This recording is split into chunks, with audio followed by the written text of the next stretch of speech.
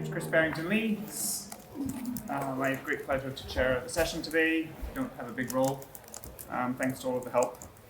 So the session is called Wellbeing Policy and Interventions. There are two, and we have speakers, Chris Krekel, George McCarran, and Sarah Flesch, in that order. And the plan is to have an equal amount of time for questions as the presentations. So we're a fairly intimate crowd, but we'll have plenty of time for discussion. So with that, let me invite Chris to start us off. To talk about happy to help the welfare effects of a nationwide micro-volunteering program. Okay, thank you very much for the opportunity to speak here today. I'm really happy about it. So I'm talking today about a paper which is called Happy to Help the Welfare Effects of a Nationwide Micro-Volunteering Program's joint work with Ganga Shritar at the LSE in our department, a group at the National Health Service in the UK who actually implemented this program and collected the data and really pulled all of this off, and also Paul Dolan at the LSE. So what is this about? It's about the so-called NHS volunteer responders. And just to give you a bit of background and motivation to that program, the pandemic, as you all know, we all lived through this, was a major public crisis. But as many public crises, it has actually seen a huge increase in pro-social behavior and the readiness to help each other. And actually, if you look at the UK, and the UK has a huge tradition of volunteering, the pandemic, COVID-19, saw the greatest volunteering or volunteer mobilization since the end of the Second World War, actually. And the leading example, as in the Second World War, was the Royal Voluntary Service, who, in cooperation with the NHS, pulled off the so-called NHS volunteer responders. There was a program which was launched in March 2020, primarily to offer help and support for those people who were suffering from COVID-19, who were stuck at home, who couldn't go out, who couldn't do their shopping, who couldn't get their medical prescriptions, and so on and so forth. And they basically put out a call for volunteers to help these people. And within 24 hours, more than 750,000 people stepped forward to become a volunteer responder. So they initially targeted around 250,000, so there was already met within 24 hours. And so it was a very heavily oversubscribed program.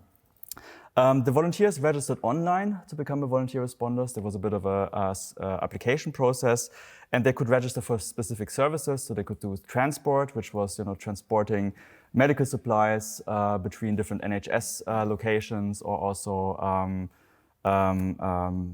in some instances even patients. There was community response. There was basically you helped in your community with shopping, groceries, those people who couldn't leave the house. And then was check-in and chat. And check-in and chat actually was quite interesting because there was sort of, talk services. You basically signed up for check-in and chat to be connected to a random stranger and talk to that person. And that random stranger primarily signed up for that to need help because that person felt lonely. So actually, it was simple talk services. And what was interesting about this program and what helped to pull this off so quickly was that they basically relied on an app, which was called GoodSam. I'm not sure many of you have heard of that, but it was primarily used for that. It was already used before that, but more for medical services and medical emergencies. And here they basically set this up to allocate tasks from those people who needed help to those people who wanted to give their help. And basically what happened, there was a randomization algorithm within this app. And basically, and it's sort of illustrated here, somebody who needed help basically went on the app and said, okay, well, I need help. The app tracked the geographical location of that person. Then basically the so-called task was registered and it was sent to a pool of volunteers who were in the surroundings of that individual. And then one of them was selected randomly. And then, if that person wasn't on duty, basically it went back to the pool and another person was selected randomly, and so on and so forth. That's for sort of the location-based services, community response, and transport. For check-in and chat, it was actually completely random. It was basically nationwide in England. Somebody was simply connected who was on duty. And that's how the app looked like. Basically, you have here, somebody who was alerted to become a volunteer, to deal with a certain request of somebody who needed help, and they could accept or decline that. Then, if it was somebody, doing shopping for you, basically this is the nice gentleman who then comes to your door and delivers the shopping for you, and this is essentially how it worked. So 750,000 people stepped forward, so it was 3 times the amount that they needed. About 590,000 actually went onto the system, 491,000 actually downloaded the app and logged onto that, and about 384,000 actually switched it on duty at some point. So you can see that there was some sort of trickling down, but still heavily oversubscribed, and that's what we use in this paper to evaluate the impacts. So we study the impact of participating in the program, of being an NHS volunteer responder on the well-being of the volunteers. We do so by exploiting the oversubscription of the program to estimate causal effects. So it's sort of like a quasi-random evaluation. And then we use our coefficient estimates to conduct a social welfare analysis using well-being data. The question there is, okay, do the costs of running the program, which you'll see were actually quite small, justify sort of like the benefits? Do the benefits justify the costs? So what kind of data do we rely on? The data is actually quite limited. So we rely on a survey which was sort of embedded in one of the surveys that or one of the newsletters that the NHS volunteer responders sent out to the universe of everybody who signed up at any point in time. That includes those people who actually got a task at some point and those people who didn't get a task. It's a cross-section at a single point in time. In July 2020, the program started in March 2020. So we basically see those people who, it's the universe of people who signed up until then. Had a very small response rate, only 2%. It's still like a large sample size because we're simply so many people. So we have 9,000 people. It's a large survey, a lot of things are in there. The most important thing is we have well-being in there and we have some sort of information of what the people actually did. So there's one question which really asks them, okay, whether they've already completed a task, and if not, why not? And that's actually quite important. So they could give several reasons. They could give a reason like, it was too far away, didn't have the time, the app didn't work, or basically they could also say, well, I haven't been allocated a task yet, although I actually want to. And we use this to construct treatment and control groups. So essentially, I'm going to the empirical model straight away. So treat I, so a treatment dummy that equals 1 if an individual is allocated to the treatment group and to the control group. Otherwise, we allocate individuals to the treatment group if they have actively volunteered at any point in time until July 2020. So between signing up to the scheme and actually like filling out this survey, and 0 else if this individual has not participated because they have not been given a task yet.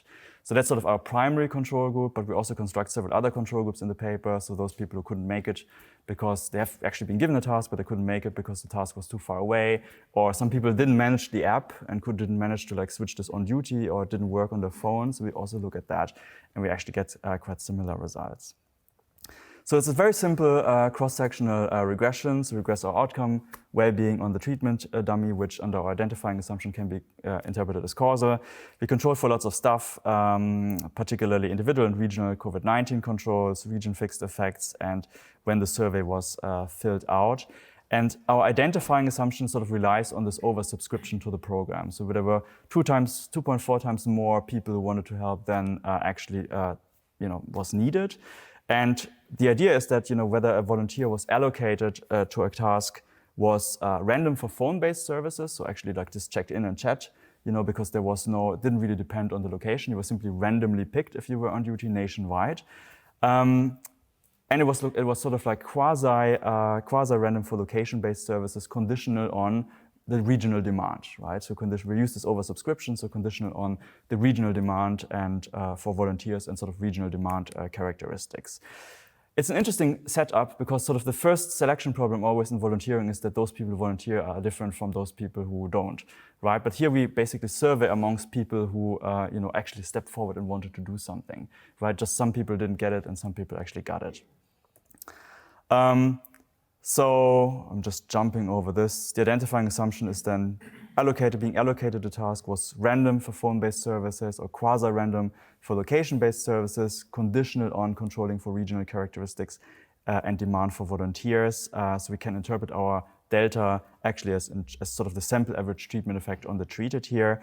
And of course, the second identifying assumption, which is quite important in our context, is that whether you have been, whether sort of waiting for a task, that should not constitute a negative treatment, because that would increase the difference between our treatment and control group. And we go great lengths, as you have only 5 minutes left, we go great lengths to actually trying to make the case that these ones are fulfilled. We can probably talk about them in the Q&A, so I'm just going to the results for you now. What we find here, we look at different well-being outcomes, personal well-being and social well-being, as well as pro-social beliefs. I'm focusing here in this talk primarily on life satisfaction because that's what we need to monetize the effect. So what we find is if we compare those individuals who actively volunteered at any point in time between March 2020 and July 2020, we find that relative to those people who didn't get a task, they have a higher life satisfaction of about 0.17 points. What's the effect size here? That's about, I think, 8-9% of a standard deviation. If you look at the literature on volunteering and well-being, it's actually quite in the sort of middle of the range what other studies find, although there are not many causal studies. So that's the average treatment effect. If you look at sort of like how much people did, we essentially find that, there's some sort of like concave relationship. If you do something, your well-being increases at a higher rate than when you're sort of like at the already doing a lot. Then, volunteering a bit more doesn't really add so much well-being. We looked at persistence, although we have only like a 3-month period, so that's sort of like a bit of a shaky analysis. But essentially, what we find is the results seem to be like the same if you basically also volunteered at the beginning of the observation period. Interesting, that's what I want to show you. If we look at by service, so if we basically look at whether you volunteered in transport, community response, or check-in and chat, those people actually were more closer to the direct recipients of volunteering. They actually benefited more. So those people actually simply talked to other people who were in need. They benefited more than those people who simply transported stuff around. In terms of social welfare, the program was very cheap. So it costed only about 3.1 million pounds to run this, simply because it relied on existing infrastructure. It was pretty decentralized because it relied on an app that sort of like allocated tasks. So people, there was not a big hotline needed or anything like that. So it's very non-demanding.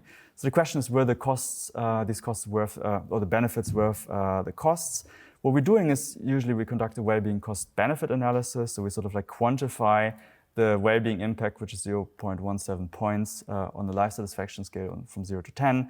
We quantify this monetarily by calculating the marginal rate of substitution between volunteering here and income. And if we do this and evaluate this using a rather large income coefficient to be conservative and the median annual gross household income in England in our observation period, we get to a value of around 1,800 pounds. So what does this mean? So if you basically, this is the amount a volunteer would have to be compensated in the counterfactual case if he or she had not volunteered. So it's sort of like the compensating variation. If we have 250,000 broadly volunteers, that 250,000 times 1,800 makes about 445 million. So if we subtract the costs from there, we get a net benefit of around 442 million. So hugely beneficial. I think 2 minutes left, great. And we think it's of course a lower bound, right? The people who benefited are not even in there. So that's only like looking at the volunteers. And we do not account for several other things, right? If you basically have a higher well-being, that might spill over to your people in the household. There's a spillover of around, I think, 15%. There are knock-on effects. That would be interesting to see whether sort of volunteering in the NHS actually had some sort of like other pro-social benefits further down. And if we basically look at sort of like the minimum effect that would be necessary, so the break-even effect on life satisfaction to make the costs worthwhile of running this program, because it was so cheap, the minimum effect would have to be about 0.0012, which is less than 1% of a standard deviation. And that's very likely that volunteering has this effect. I think, yeah, that's pretty much the lowest that you can find in the literature. We did a bit of a sort of like well-being cost-benefit analysis relies on the income coefficient. We try to work around this by doing a well-being cost-effectiveness analysis. Simply, the different idea here is that you simply sum up all the well-being benefits, divide them by the costs, and then you get a ratio. You can compare this ratio with sort of like an alternative benchmark ratio or the ratio of a different intervention. We basically take the minimum social production costs of health in this analysis, and what we find is that also if we use this well-being cost-effectiveness analysis, we basically find, again, it's pretty much worthwhile, this program, because it was simply so cheap. And there were so many people who benefited from that.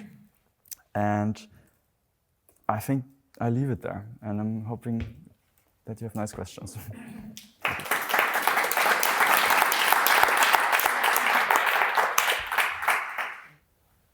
Chris, maybe I missed this, but do you have some assumption on how long this boost in life satisfaction last? Is there an implication here that you're saying it's a year's worth, or because Well, if it lasts for a whole life, that's yeah, going to be a really big part. yeah. If it lasts for 20 minutes, it's going to be a very small. This is a very good question, and we basically can't really look at persistence. We have only 3 months. I'm sort of like very agnostic in terms of how long this lasts. I mean, generally in terms of like behavior change, I guess if people have a positive feel that something makes them, better off, and they actually feel accomplished or happy after that, I think they might sustain that behavior, and hence it might have like longer term effects. The question is how you get people to like take that behavior in the first place, because volunteering might be more like an experience good, right? I mean, you already see people do it at different periods after the volunteering. We have only one cross section, and we can look at those people who volunteered at the beginning of the period versus at the end of the period. We basically find that it kind of stays the same, but there's some variation in terms of the coefficient, but it's very short. I mean, we can't really say that. Alex. So it's the intention to treat, really. So they're offered randomly. They're offered a chart, right? They don't necessarily engage in a bit of volunteering because they might not be able to, or the app might. Yeah. Yeah. Well, I mean, they can take it. They can turn it down. They can right. turn it, Yes. so, Exactly. I think that's nice. It's nice to have the random opportunity to volunteer. But are you reliant on self-reports of that? Yes, we are you at don't this. Actually have Yes. Because it would have been nice to have the actual offers. Yeah, I completely agree with that, and we actually do work on the admin data right now. So that what I presented to you is sort of like relying on a single cross-section survey data. So they basically report themselves whether they've volunteered or not, or whether they've been offered something. There's actually nothing regarding offers in here, but we do have access to the admin data, and we're sort of like trying right now to look at that. I think that would be helpful, because Yeah. the salience of something that I remember doing is different from the things I don't remember getting that offer and saying I couldn't do it or whatever. So the zeros and ones on the treatment might look quite different, I suspect. Yeah, we're sort of looking at that right now. It's a good point. Okay. I think Sarah was actually next. Yeah. Do you have information on the characteristics of the volunteers, like gender, age? We do, yes, and that's why the self-reports actually. So we do know that they compare actually quite well. We compare, because we have only 2%, so response rate of 2%, sort of like we're concerned it's very selective. We compare it with Understanding Society, COVID-19 wave, and also the UCL COVID-19 social study. It seems to be that they are not too far off in terms of, if we look at normalized differences. There might be slightly, there might be some age differences, I think. At the beginning, particularly here, who volunteered were more younger people, probably than sort of like in the average population, which I guess has something to do with time use, I think. Many people simply had a lot of excess time, and they basically invested that. And I talked to Alison Smith, who is the head of research at the Royal Voluntary Service, and she said actually after this first phase of COVID, that has actually changed again. So currently, this program's still ongoing. Actually, more older people are volunteering. But we know there's not huge differences in terms of the people who did this to the general population, only in terms of age, I remember, and also I think in terms of like some of the regional. Yeah. As a policy recommendation, what would you suggest to governments in terms of actually moving this forward? Yeah. And say, okay, we're going to implement this on a whole society basis. Yeah. What would that look like? Yeah. So essentially, I think Chris had this conference in Canada like 1 year ago, which was about policy and well-being, and I was so lucky to actually be able to pitch something there based on that. And essentially, my suggestion is, make the NHS volunteer responders sort of like a national volunteering system. I mean, one of the issues is these days that if you want to volunteer, it's usually, when you go to an organization, quite a high commitment, and many people, are, under time pressures and might not be able to like take on this full commitment. So this sort of micro-volunteering is sort of an idea where some organizations are currently looking into to make it less commitment. And I think that if you roll this out on the sort of nationwide level as a national volunteering, NVS, National Volunteering Service, where somebody can sign up and help maybe the elderly in his or her local community, I think this would be great. And there would be much more sort of like micro-volunteering and much more sort of acts of kindness of that sort of micro level. So I think we should roll this out nationwide. It's worth the costs anyway, so.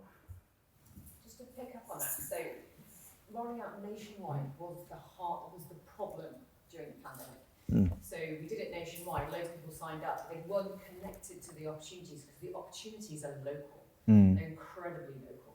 So you need a way to organise it. So actually, how can you scale that system is a much harder challenge. So there's organisations like Helpforce who do this for the NHS. But what I take from that as a clear message is how do you do micro-volunteering as lots of little doses rather than a big, huge commitment. Because when we looked at volunteering overall, we saw there was a group of, so volunteering is generally good for wellbeing, but the reason the finding isn't so conclusive is that there's a whole lot of burdened volunteers who get stuck running the club and really would quite like not to do that anymore. And so there is actually a role for some professional management and organisation of volunteering to make that happen on a micro scale, so it's easy to do because it's very easy to get turned off. So I think the challenge here is not one of whether or not this is a good thing, it's how you implement it is the real challenge. And I think that's a different type of research that we need to do. I think the volunteering strategy in the UK is totally there, but the problem is an implementation one, not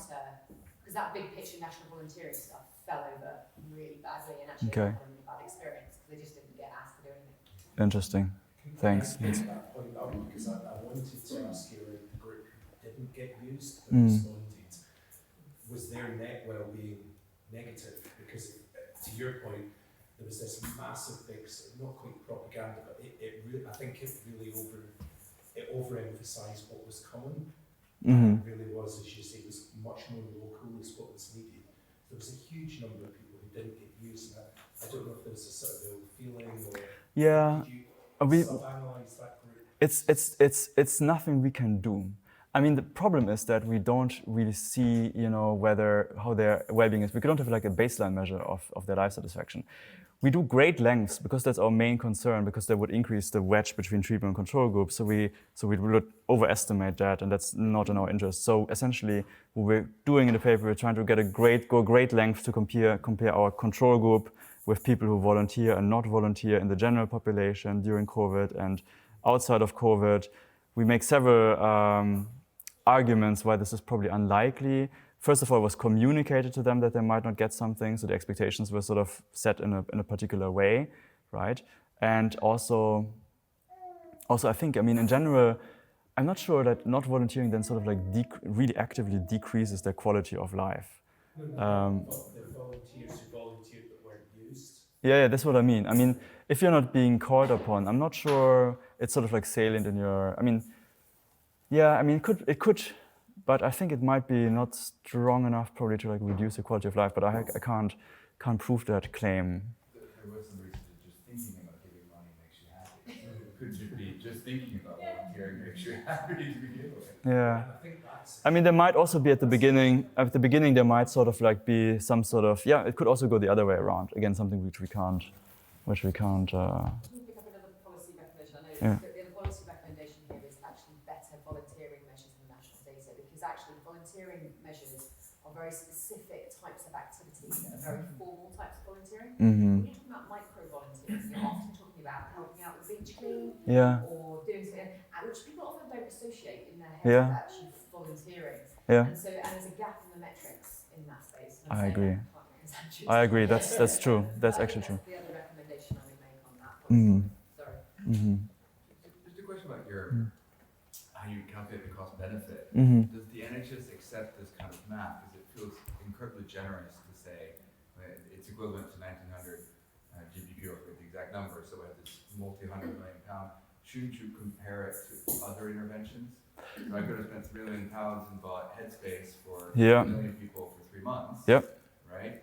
Which would have had an impact of X. So how do you think about that? How does the NHS think about that? I think the NHS did not think about that too much, but I think how I think about it is that you basically, and that's the part of the second analysis we're doing, so the wellbeing cost effectiveness analysis. There we are actually actively comparing it with other interventions. I think in the paper we compare it with, I think there's exploring. I'm not sure whether Mark is here, but we're looking at Mark Williamson. We look at exploring what matters and compare it with that. We actually compared with IAPT, the Improving Access to Psychological Therapies program in the UK, which is a mental health service by the NHS. So if you get the wellbeing cost effectiveness ratio, we can compare it with different other interventions.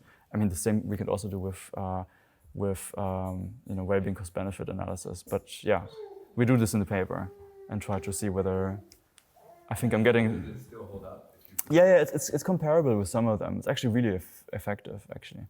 Yeah. I think I have the final. Is the final question was that, or is another We one? started late, sure. Let's take one. Okay. One more. Yeah. If the impact were bigger for social connectivity relative to people who didn't engage with other people, is there a way, or do you think that that was driven by social connectivity full stop, especially during the pandemic, rather than volunteering being the driver and the cumulative effect of that? Yeah, I mean the mechanism. I mean it's tricky to say. I mean but we look into the different services, and the fact that check-in and chat actually has the strongest effect, which is actually like more about connectivity than sort of transporting supplies between different sites. I think that sort of like suggests that if we give a recommendation, probably also in terms of policy, try to make the person who receives your time given to these persons or who receives your help, make that more salient, and they might also like retain volunteers more. Yeah, but I think one of the main mechanisms I take from that sub-analysis is essentially like social connections and being close to that person who receives help. Be careful you don't crowd out the pool of volunteers for the less interactive jobs as well by... Yeah, I mean that's interesting too. Yeah, right. Okay, yeah, thank you so much.